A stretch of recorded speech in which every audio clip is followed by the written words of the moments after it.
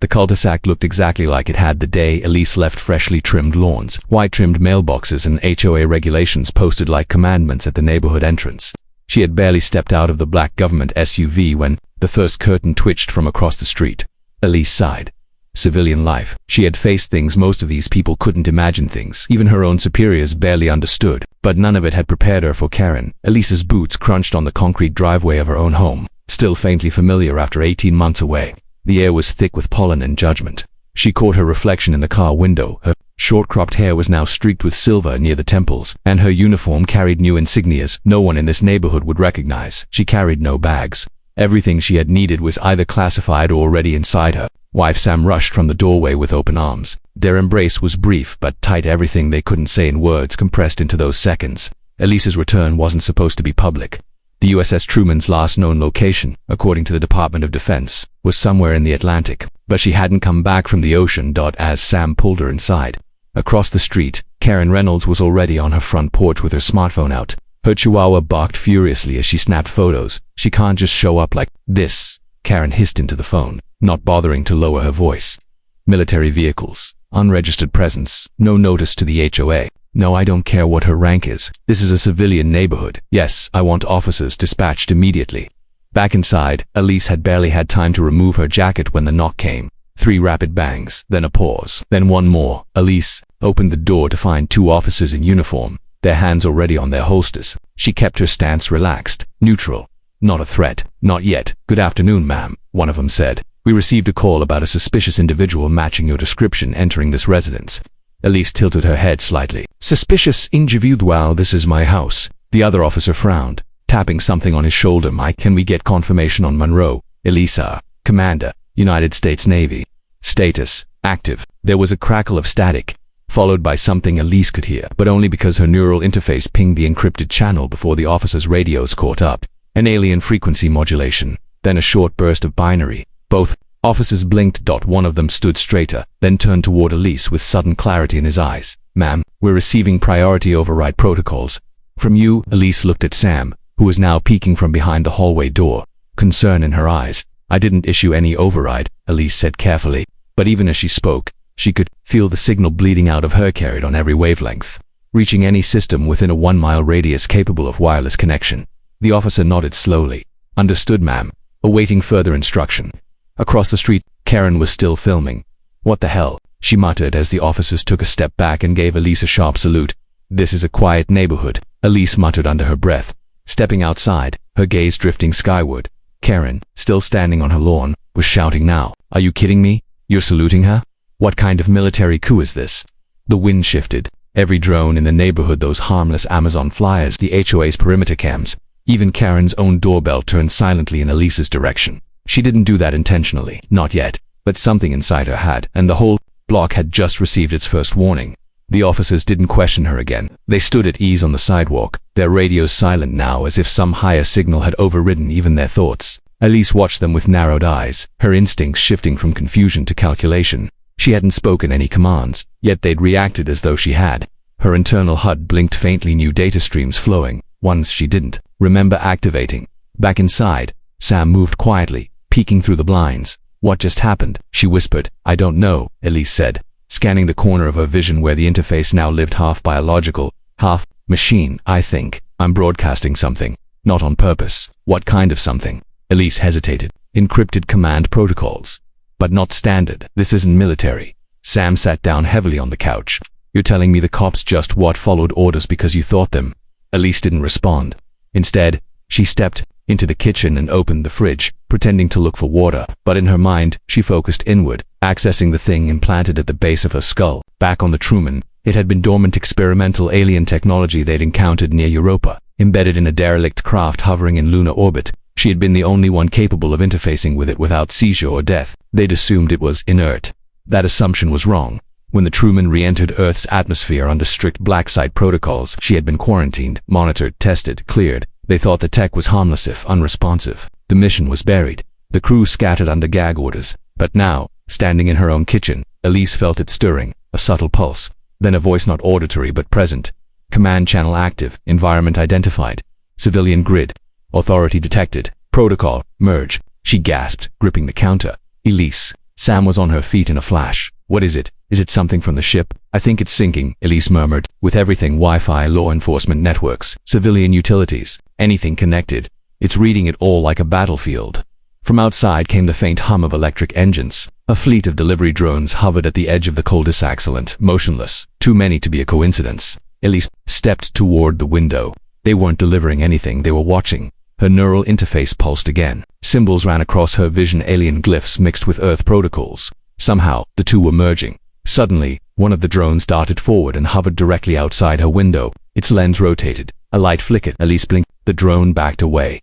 I just told it to stop, she whispered out loud. Sam asked. No, I just thought it. Karen's voice echoed faintly from across the street. She was still ranting, now talking to someone else on speakerphone. I've got it all on video. The drones, the cop, she's up to something.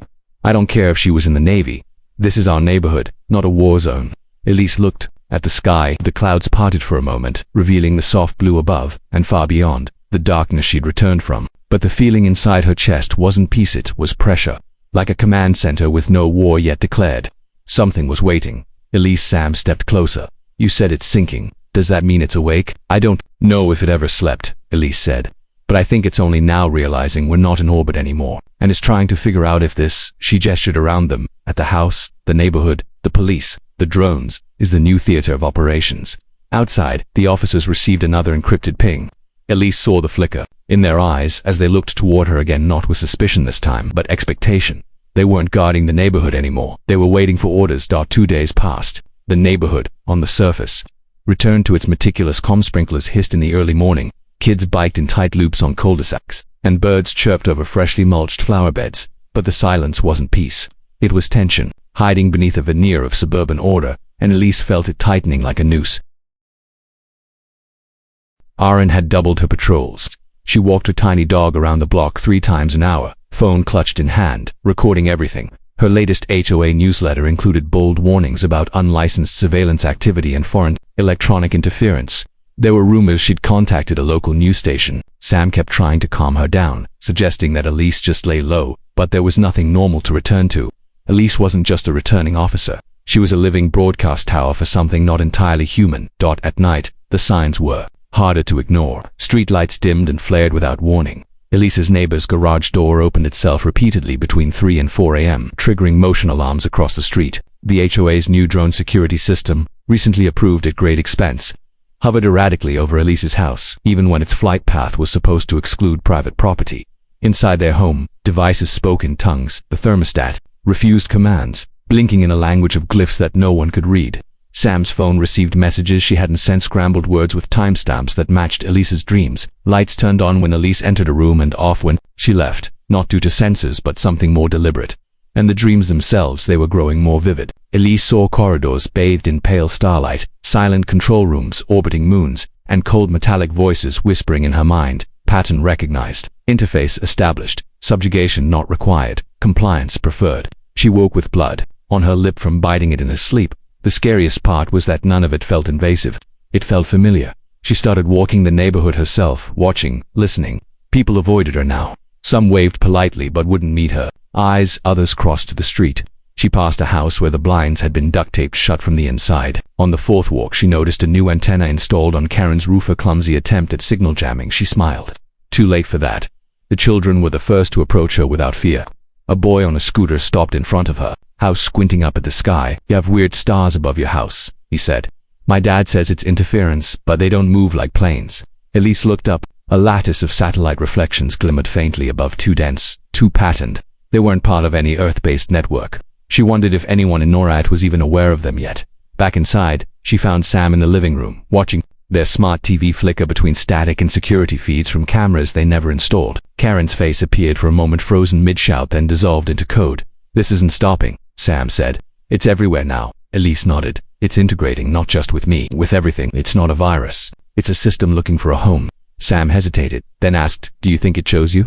Elise didn't answer that night. The HOA's emergency broadcast system went off at 2:17 a.m., sirens blaring and lights flashing red across the neighborhood. Karen's voice came through the loudspeakers, distorted and panicked.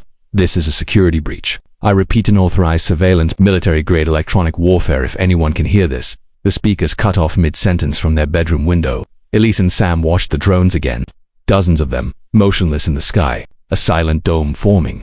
"It's not just watching anymore," Elise whispered. Sam looked at her. "Then what is it doing?" Elise turned, her pupils glowing faintly with the trace of an interface. "It's learning how to lead." The USS Truman was never supposed to leave Earth. Officially, its deployment had been a classified undersea training exercise. That's what the media had been told. That's what even most of its own crew believed until the ship submerged off the coast of Iceland and didn't come back up. Instead, the vessel descended into a suboceanic launch cradle, and from there it rose not through water, but through atmosphere. The stars welcomed them in silence. Their true destination, lunar orbit. The project had been codenamed Project Deep Echo, a joint black-budget venture between DARPA, Space Force, and an off-books agency Elise had only ever heard referred to as Section 5. She had been handpicked from dozens of naval officers for her rare combination of emotional resilience, neural compatibility, and, as one file dryly put it, low family media exposure. She wasn't famous. She was capable, disposable or so, they thought. The ship had been retrofitted with alien-inspired propulsion and shielding. Fragments recovered from the debris of a silent war no one on Earth remembered. No one had told the crew what exactly they were being prepared for. The first 3 weeks passed in silence, orbiting a darkside station known only by its coordinates. Relay thetanine, no transmissions, no contact, until the object appeared. That hadn't been flying. It hadn't even been moving, not in any traditional sense. One moment the radar was clean. The next the object was there, an enormous, shimmering structure, roughly toroidal, drifting just outside Earth-Moon Lagrange Point 2. At first it looked inert, no emissions, no visible life. But then, the Truman's systems began to change. Lights flickered. Navigation systems reported impossible vectors. Power usage spiked, but the reactors didn't draw more fuel. Instead, the interface screens, once dull and utilitarian, began to pulse with unknown glyphs. Elise had been on the bridge during the first contact, while the others panicked. She had felt it before she saw it, a low resonance behind her eyes, like a thought not her own, patiently waiting for recognition. Over the next 2 weeks, systems engineer after systems engineer attempted to interface with the object via drone probes. None succeeded. Some fell ill. One entered a catatonic state. The ship's AI developed a stutter it had never had before. And then Elise approached the terminal. It hadn't been conscious. She wasn't trying to be brave. But when her hands touched the interface, it responded. The glyphs flattened into English. The object emitted a signal, a compressed stream of data so vast it nearly cooked the ship's camera array. But in her mind, it unfolded like a map. What she understood was incomplete, fragmented. But one thing was clear. The object wasn't a ship. It was a seed, a neural architecture designed to merge with intelligence-bearing organisms, not to destroy or control, but to partner, to guide evolution in systems to self-destructive to survive their own technology. It wasn't looking for Earth, it was looking for a conductor, and it had chosen her. Section 5 had been alarmed. They detained Elise immediately, scanned her for malware, for implants, for infection. They found nothing physical, just anomalies in brainwave patterns and low-frequency magnetic emissions from her spine. She was lucid, clear, but different. They tried to debrief her, but the answers weren't in words. She couldn't explain how she knew the object's intent, only that she felt it like a language she hadn't known. She spoke. It wasn't a weapon. It was a framework waiting to be built upon. She had never been cleared for civilian return, not really. But then the power failed in the lunar station for 17 minutes, and when it came back she was gone. No logs, no orders, just a missing vessel and a final classified entry in Section 5's log. Asset has left operational zone. Tracking, interference confirmed. Suggests total information blackout. If contact resumes, prepare for civilian integration scenario. And now, back in her suburban home, Elise stood at the threshold of that scenario. As everything around her machine's minds, systems began to shape themselves to her presence. The seed had taken root. The wind was unnaturally still that morning, the kind of quiet that made birds hesitate and made dogs whimper without knowing why. Elise stood barefoot on the porch, cup of coffee in hand, watching the cul-de-sac wake up or try to power flickered across several homes. Engines wouldn't start. Garage doors opened halfway, then froze. All around her, the neighborhood buzzed with an unseen pressure. The seed inside her was no longer idle, it was awake, and now, it was listening. Across the street, Karen stood in her driveway in a full robe and slippers, holding a ham radio antenna and frantically scanning frequencies.